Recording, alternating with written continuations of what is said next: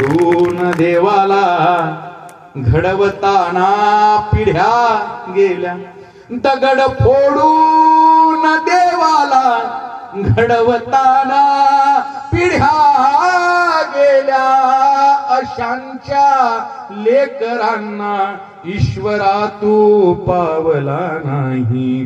जगाचा वेग या माझ्या मनाला भावला नाही.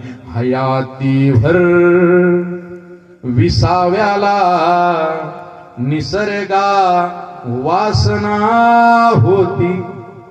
या आयुष्यात सगळ्यात जास्त जर माझ्या सगळ्यात आवडता काळजाच्या जवळचा कोणता शेर असेल तर ह्या दोन ओळी मी तुम्हाला ऐकवतोय.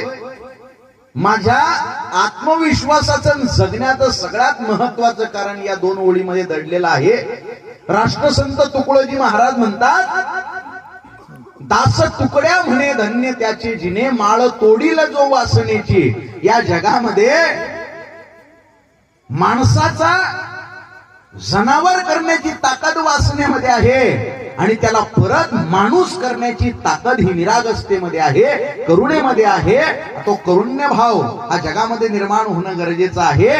आणि खऱ्या अर्थानं समर्पण प्रतिष्ठान या प्रतिष्ठानच्या या ठिकाणी हा शेर माझा खऱ्या अर्थानं दादा